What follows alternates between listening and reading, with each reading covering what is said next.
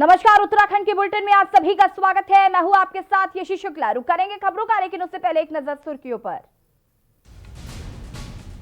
CM Trivendra Singh Rawat का बड़ा ऐलान। पेयजल निगम के सेवानिवृत्त कार्मिकों के देयकों को 10 करोड़ मंजूर। विभिन्न निर्माण कार्यों के लिए भी धनराशि की मंजूरी।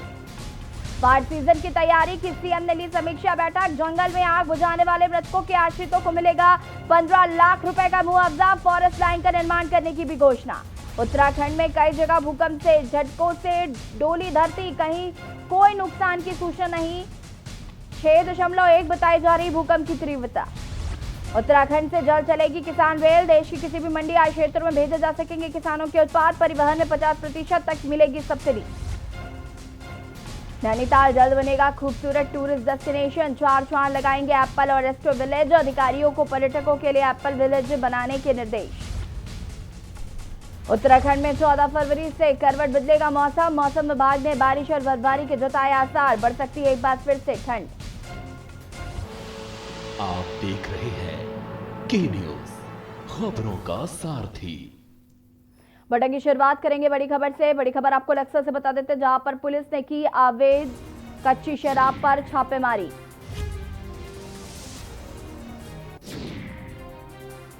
भोवापुर, अलावलपुर व करनाल का डेर में छापेमारी की गई है। सभी स्थानों से लगभग 500 लीटर लहन नष्ट किया गया है।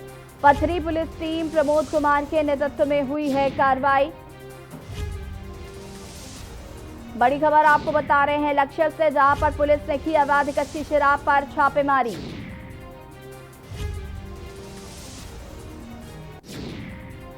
पुलिस ने अवैध कच्ची शराब पर की छापेमारी।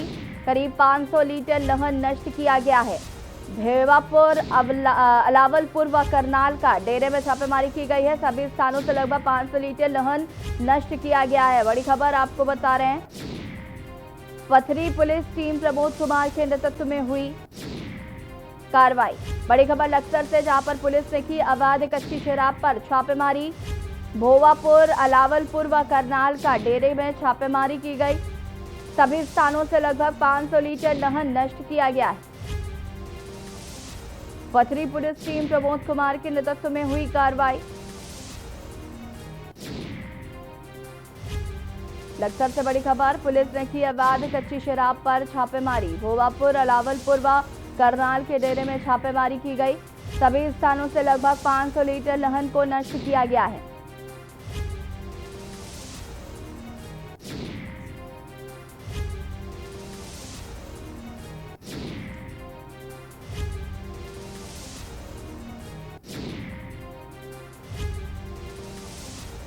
भोवापुर, अलावलपुर व करनाल सभी स्थानों से लगभग 500 लीटर लहन नष्ट किया गया है। और इसी खबर पर ज्यादा जानकारी के साथ हमारे संवाददाता राम गोपाल जी जुड़ चुके हैं। राम गोपाल जी, आपसे पूरी जानकारी जानना चाहेंगे इस मसले को लेकर, जब पुलिस ने अवैध शराब पकड़ी है। जी बिल्कुल बता दूं, ये जो है पथरी थाना पुलिस ने जो है छापेमारी की है। इसमें जो है भुआपुर, करनाल का डेरा और कई अन्य जगहों पर जो है छापेमारी की है, जहां से लगभग 500 लीटर के लहन नष्ट किया गया है। और एक महिला अभियुक्त के खिलाफ भी मुकदमा दर्ज किया गया है। भुआपुर जो है वो एक अवैध शराब का गढ़ माना जाता है, जिसके खिलाफ कहीं ना कहीं पुलिस द्वारा भी मुस्तैदी से कार्रवाई जो है यहाँ पे की गई है। जी रामगोपाल, आपसे जानना चाहेंगे, इस तरीके के तमाम मामले देखने को मिलते हैं जहां पर अवैध शराब बनाई जा रही है। ऐसे अवैध शराब कारोबारी जो हैं उनको रोकने के लिए और क्या कुछ किया जा रहा है प्रशासन की तरफ से?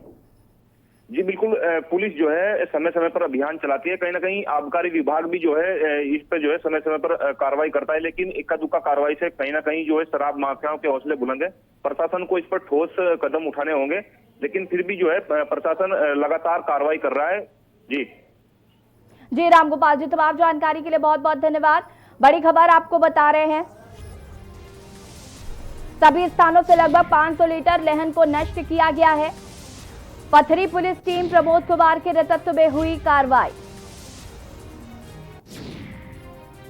लक्सर पुलिस ने की अवैध कच्ची शराब पर छापेमारी।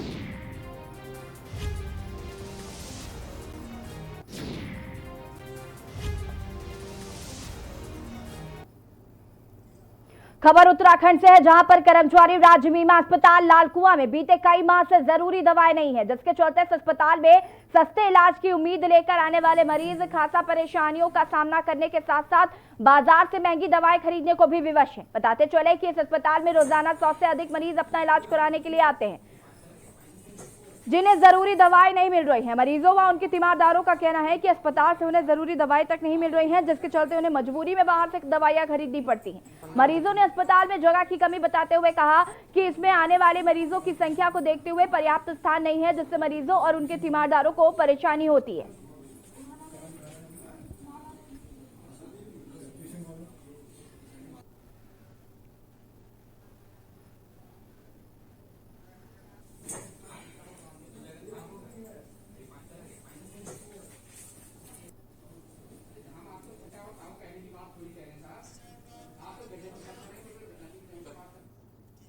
महाराष्ट्र के राज्यपाल भगत सिंह कोश्यारी को महाराष्ट्र सरकार के स्टेट प्लेन नहीं दिए जाने को लेकर अब उत्तराखंड में राजनीति तेज हो गई है। इसको लेकर लगातार बयानबाजी हो रही है। जहां एक तरफ पूर्व मुख्यमंत्री हरीश रावत ने इस पर तंज कसा है, तो वहीं सूबे के मुख्यमंत्री त्रिवेंद्र सिंह रावत ने इसको दुर्भाग्यपूर्ण बताया है। इस पर मुख्यमंत्री त्रिवेंद्र सिंह रावत का कहना है कि ऐसा नहीं होना चाहिए था। महाराष्ट्र सरकार सत्ता का गलत इस्तेमाल नहीं कर सकती और यह किसी प्रदेश के राज्यपाल का अपमान है। इतना ही नहीं, मुख्यमंत्री ने कहा कि अगर भगत सिंह कोश्यारी उनसे स्टेट प्लेन की मांग करेंगे तो वह उनके लिए स्टेट प्लेन मुहैया कराएंगे।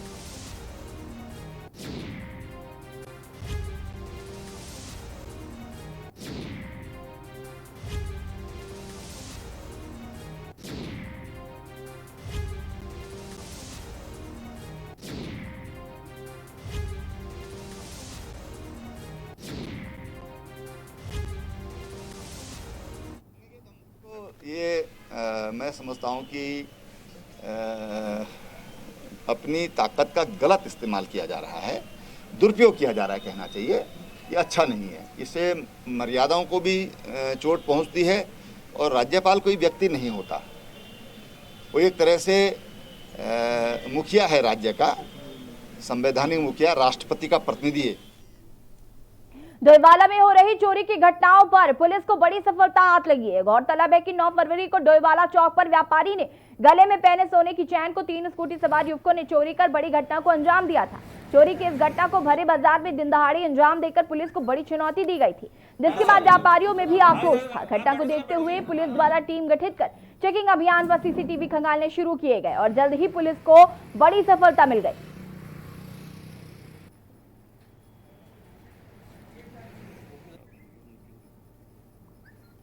तीन आरोपी हैं इसमें। मुख्यतः जो एक लूट की घटना हुई थी 8 तारीख को करीब 2 बजे के अराउंड, जो एक बुजुर्ग व्यक्ति है उनके साथ एक चेन लूट की घटना हुई थी।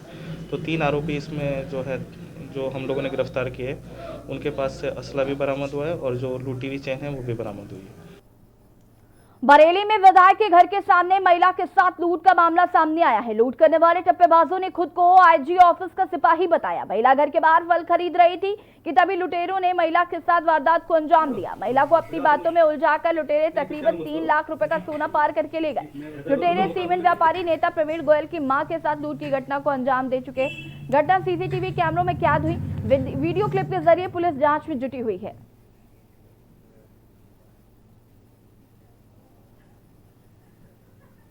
आज प्रेमनगर थाना क्षेत्र अंतर्गत एक ठगी का मुकदमा दर्ज किया गया है। उस पे हम लोग एक टीम बना करके सीसीटीवी फुटेज के आधार पे अभियुक्तों की पहचान कर ली गई है। जल्द ही हम इसकी गिरफ्तारी करेंगे। खबर रुद्रपुर से है, जहां पर मलिक कॉलोनी में बिजली के ट्रांसफार्मर लगाने को लेकर 2 पक्षों में विवाद हो गया। वहीं सूचना पर पहुंची पुलिस ने दोनों पक्षों को समझा बुझाकर शांत कराया। अब दोनों पक्षों के बीच हुए विवाद का वीडियो सोशल मीडिया में जमकर वायरल हो रहा है। वीडियो में दोनों पक्ष एक दूसरे से हाथापाई करते हुए नजर आ रहे हैं।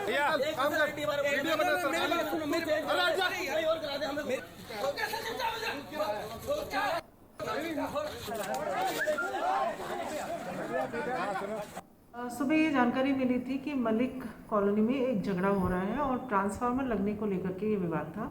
तो वहाँ पे पुलिस पहुँची थी और मौके पे जाके जब देखा तो जो गवर्नमेंट की तरफ से ट्रांसफार्मर लगना था विद्युत विभाग की तरफ से, उस जगह को लेकर डिस्प्यूट था और वहाँ विद्युत विभाग के भी कर्मचारी पहुँच गए थे और मौके पर इसे रिजॉल्व करके ट्रांसफार्मर लगा दिया गया था। अब कोई किसी तरह का विवाद नहीं।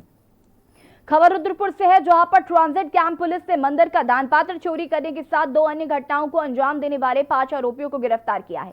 आपको बता दें कि कुछ दिन पहले कैंप क्षेत्र से 3 अलग-अलग स्थानों से चोरों ने चोरियां की थी, जिसके बाद सभी पीड़ितों ने थाना ट्रांजिट कैंप पुलिस को घटना से अवगत कराते हुए न्याय की गुहार लगाई थी, जिसके बाद पुलिस ने सभी आरोपियों को गिरफ्तार कर लिया।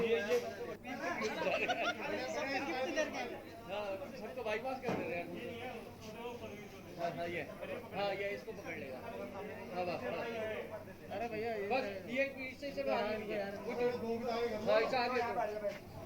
देखो, जो थाना क्षेत्र से जो 3 चोरियां हुई थी उनका खुलासा कर दिया गया है, जिसमें 5 आरोपी पकड़ में आ गए हैं, जिसमें से 2 नाबालिग हैं। सभी को न्यायालय में पेश किया जा रहा है।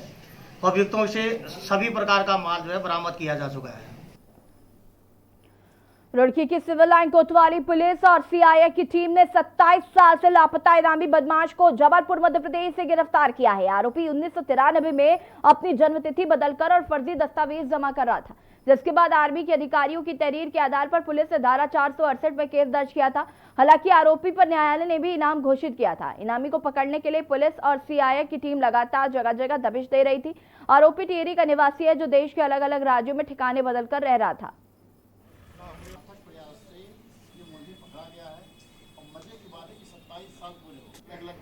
घूमता रहा। एक बहुत बड़ा चैलेंज हमारे पास था कि 27 साल बाद आप किसी व्यक्ति को जो व्यक्ति जो गुलाब सिंह है, ये 1993 में यहाँ पे फौज में भर्ती होने के लिए आया था और तो फर्जी मार्कशीट दे करके अपने को फौज में भर्ती करना चाह रहा था।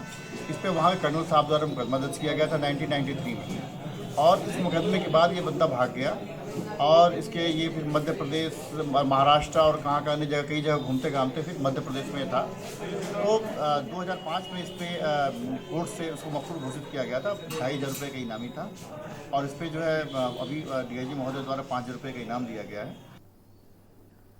खबर रुद्रपुर से है, जहां पर पदोन्नति सहित अन्य मांगों को लेकर education ministry trial officers association के कर्मचारियों द्वारा जिला मुख्यालय रुद्रपुर स्थित मुख्य शिक्षा अधिकारी के कार्यालय परिसर में कुमाऊं के तमाम शिक्षक आमरण अनशन पर बैठ गए हैं। इस दौरान उन्होंने धरना प्रदर्शन पर रोष जताया है। उन्होंने कहा कि लंबे समय से पदोन्नति प्रक्रिया में विसंगतियां हैं, जिसे दूर नहीं किया गया।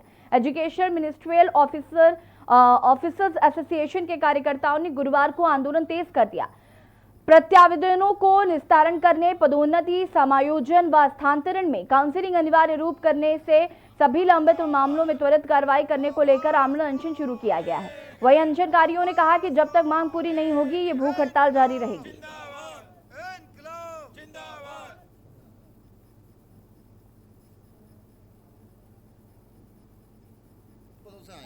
आदरणीय हमारे मंडल अध्यक्ष जगमोहन खादी जी और मैं खुद सचिव और हमारे जनपदों के अध्यक्ष और सचिव सब लोग यहाँ पर अनशन में बैठे हुए हैं। हमारा मुख्य मांग यह है कि सबसे पहले प्रमोशन में काउंसलिंग किया जाए, प्रमोशन स्थान समायोजन में। दूसरी बात है, जितने प्रमोशन संशोधन है, मुख्य प्रशासनिक वरिष्ठ प्रशासनिक अधिकारी प्रधान चाहे वरिष्ठ पर जिन लोगों ने अभी ज्वाइन नहीं कर रखा तो उनको प्रमोशन किया जाए। और तीसरा हमारा मांग है कि जिस प्रकार से ये सुगम दुर्गम की स्थिति अभी हमारे जनपद उधमसिंह नगर की हमारी बहुत विकराल स्थिति बनी है, सारे इलाके ने यहाँ सुगम घोषित कर दिया गया है। ऐसी स्थिति में यहाँ के लोगों को भी हमको प्लान करके बाहर जाना पड़ा, तो उस चीज़ पर हमारा विचार किया जाए। कुंभ मेले में श्रद्धालुओं को मेडिकल सुविधा प्रदान करने के लिए एम्स ऋषिकेश के डॉक्टरों की टीम भी हरिद्वार में मौजूद रहेगी। इसके अलावा आपात स्थिति से निपटने के लिए एम्स ऋषिकेश के ट्रॉमा सेंटर को आरक्षित रखा गया है। श्रद्धालुओं के इलाज के लिए ट्रॉमा सेंटर में 24 घंटे मेडिकल सुविधाएं उपलब्ध रहेंगी। हरिद्वार में होने वाले महाकुंभ स्नान पर्व पर श्रद्धालुओं को मेडिकल सुविधाएं उपलब्ध करवाने के लिए एम्स ऋषिकेश ने भी विशेष व्यवस्थाएं की हैं। 27 फरवरी को माघ पूर्णिमा और उसके बाद के प्रमुख स्नान पर्वों पर हरिद्वार के मेला क्षेत्र में श्रद्धालुओं की भारी भीड़ जुटने की संभावना है। इसको देखते हुए एम्स अस्पताल प्रशासन ने संपूर्ण मेला अवधि तक हरिद्वार में ही डॉक्टरों की टीम तैनात करने का निर्णय लिया।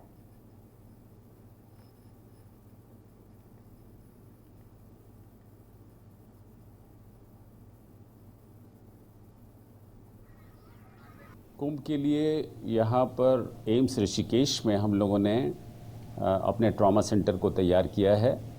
कोई भी कैजुअल्टी यहाँ पर आने पर पहले उसका ट्रायाज होगा। नीचे ट्रायाज एरिया है जिसमें कैजुअल्टियों को प्रायोरिटाइज़ किया जाएगा, प्रायोरिटी 1, 2, 3, और उस प्रायोरिटी के हिसाब से उसका ट्रीटमेंट होगा। ट्रॉमा सेंटर में ही हम लोगों ने एक स्पेशली कुंभ के पेशेंट्स के लिए एक ICU एस्टेब्लिश किया है जो कि फुली फर्निश्ड है। और ICU के अलावा एक 22 बेड का डिज़ास्टर वार्ड तैयार किया गया है जो कि रेडी टू रिसीव कैजुअल्टी वाली स्टेट में है। खबर हरिद्वार से, जहां पर होटल बजट एसोसिएशन में बैठक का आयोजन किया गया, जिसमें प्रदेश और राज्य सरकार द्वारा कुंभ को लेकर जारी की गई एसओपी का विरोध किया गया। वहीं बैठक में बजट एसोसिएशन अध्यक्ष कुलदीप शर्मा ने कहा कि सरकार कुंभ मेले को अति सूक्ष्म करे, जिससे मात्र अप्रैल माह के स्नानों को ही रखा जाए ताकि बाकी के स्नानों को कुंभ की एसओपी से छूट मिल सके और हरिद्वार आने वाले यात्री बिना किसी परेशानी के आ सके।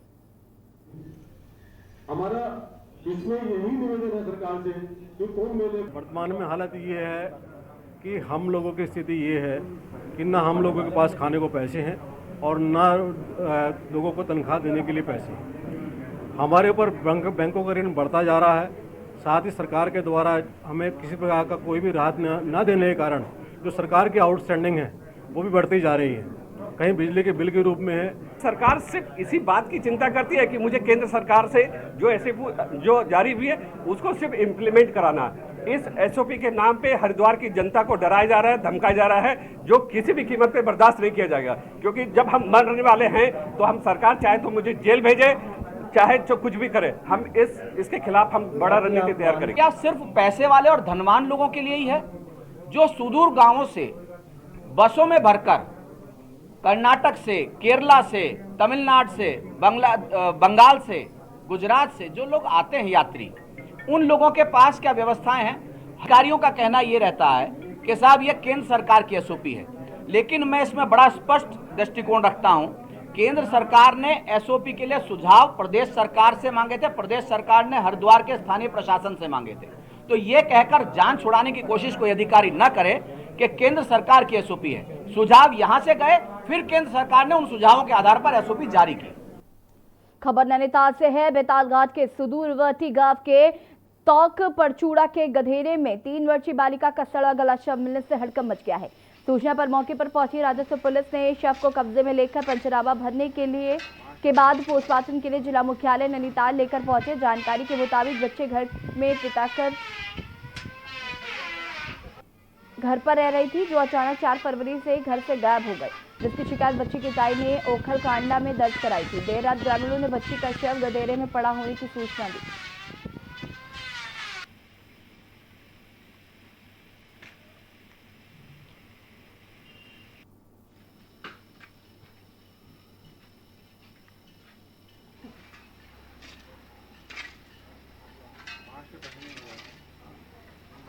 नहीं, एक्चुअली में ये हुआ था कि कल उसकी जो ताई जी थी रूबा देवी, उन्होंने क्या कहते हैं हमको सूचना दी कि कहते हैं जो बच्ची है वो कुछ दिन से गायब है।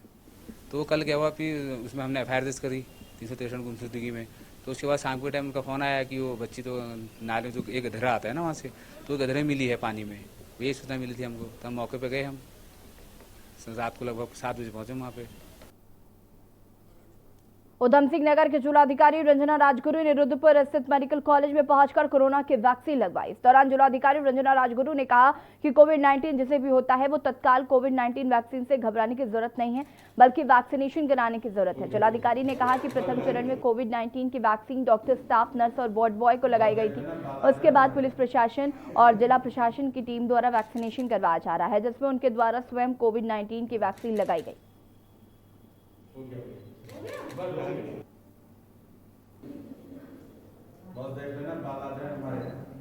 मैंने कोविड-19 का वैक्सीनेशन अभी कराया है और मेरा लगभग आधा घंटा पूरा होने वाला है और मुझे किसी तरह की कोई प्रॉब्लम नहीं हुई है। तो मेरा सभी से अनुरोध है कि अपनी बारी आने पर टीकाकरण अवश्य कराएं।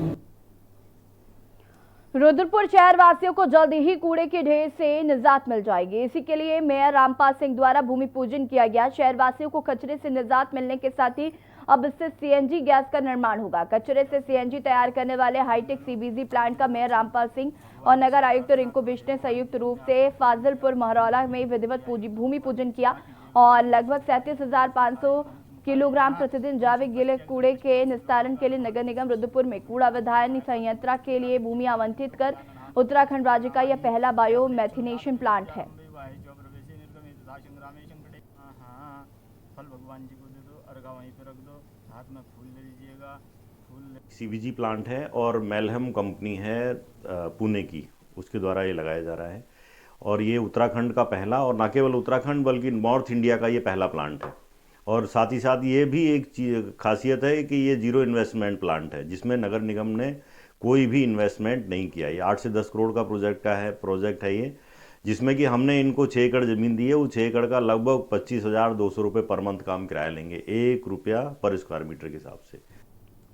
सरकार द्वारा कुंभ को लेकर जारी एसओपी का विरोध लगातार जारी है। संत सरकार की इस एसओपी को कभी फतवा तो कभी सरकार द्वारा की जा रही तुगलकी फरमान बता रहे हैं, तो कुछ संत सरकार से एसओपी में कुछ छूट की मांग भी कर रहे हैं। उनका मत है कि बिना कथा, प्रवचन, भंडारों और संत सम्मेलनों के कुंभ का औचित्य ही नहीं है। देखिए रिपोर्ट।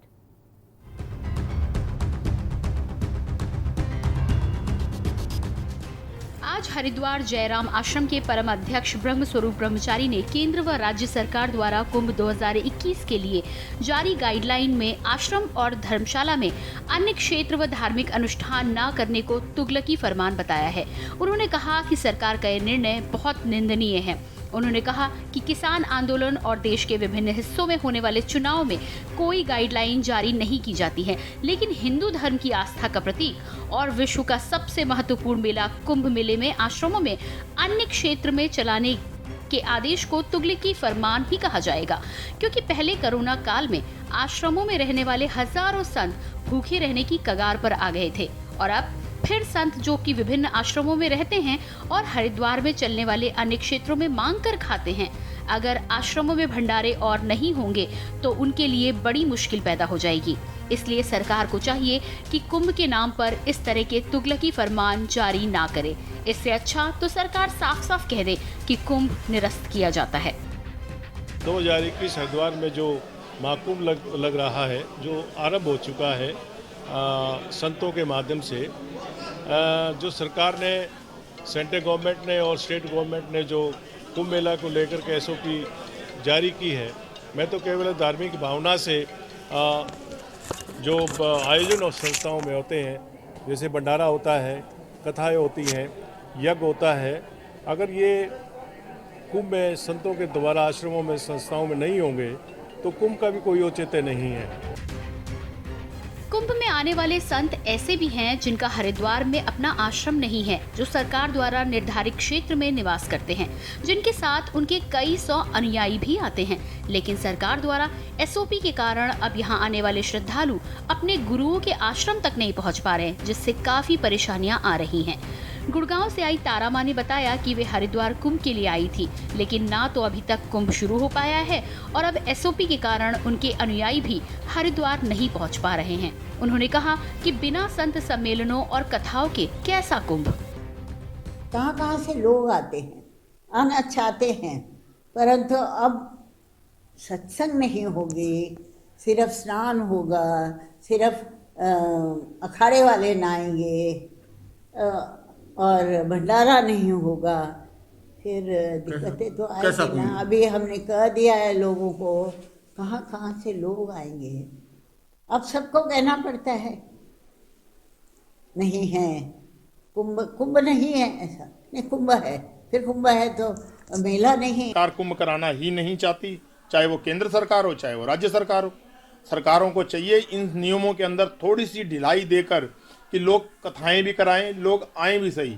ठीक है, आपने जो नियम गाइडलाइन जारी करेंगे उसको पालना करेंगे, सब लोग डिस्टेंस रखेंगे, सोशल डिस्टेंस रहेगा, मास्क रहेगा, सब कुछ रहेगा, लेकिन कथाओं का और धर्म संसद का आयोजन होना चाहिए, स्नान का आयोजन होगा। क्या जहाँ जहाँ बार इलेक्शन हो रहे हैं, क्या वहाँ भीड़ इकट्ठी नहीं हो रही है? अगर वहाँ हो रही है तो हमारे हरिद्वार में कुंभ में क्या दिक्कत है? सब हरिद्वार के ही तुलसी मानस मंदिर के परम अध्यक्ष और वरिष्ठ महामंडलेश्वर अर्जुन पुरी ने सरकार के इस कदम को रावण के काल में होने वाले आदेश के बराबर बताया और कहा कि कुंभ का मतलब ही संत सम्मेलन, कथा, भंडारों आदि से है। अगर कुंभ में ये नहीं होंगे तो कुंभ का क्या औचित्य। वहीं जगन्नाथ धाम ट्रस्ट के महंत अरुण दास ने कहा कि वे तो भंडारा चलाएंगे। सरकार को अपनी एसओपी पर एक बार पुनः विचार करना चाहिए और इसमें कुछ शिथिलता लानी चाहिए। इसके लिए उनके द्वारा जल्द ही संत समिति की बैठक बुलाई जाएगी। के न्यूज इंडिया के लिए हरिद्वार से ओम प्रयास की रिपोर्ट।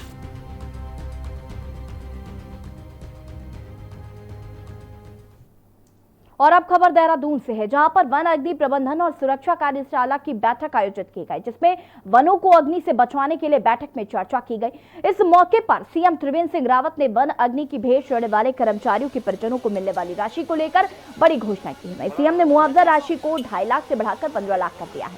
साथ ही सीएम ने यह भी कहा कि पुलिस लाइन की तरह वन कर्मचारियों के लिए भी फॉरेस्ट लाइन बनाई जाएगी।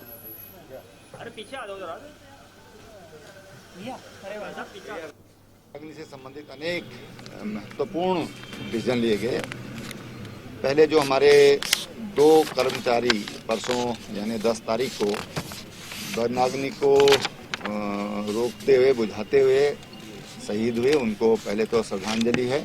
उन्होंने वनों को बचाने के लिए अपना जीवन का उत्सर्ग किया है। और हमने आज ये निर्णय लिया है कि अभी तक जो जिस तरह से हमारे वनकर्मी अग्नि की भेंट चढ़ जाते हैं, उनको अभी तक 2.5 लाख रुपया मिलता था, तो हमने एक निर्णय लिया कि उनको हम 15 लाख रुपया उनके आश्रितों को हम अब देंगे। एक निर्णय लिया है। उत्तराखंड के बुलेटिन में फिलहाल इतना ही। देखते रहिए के न्यूज़ इंडिया। नमस्कार।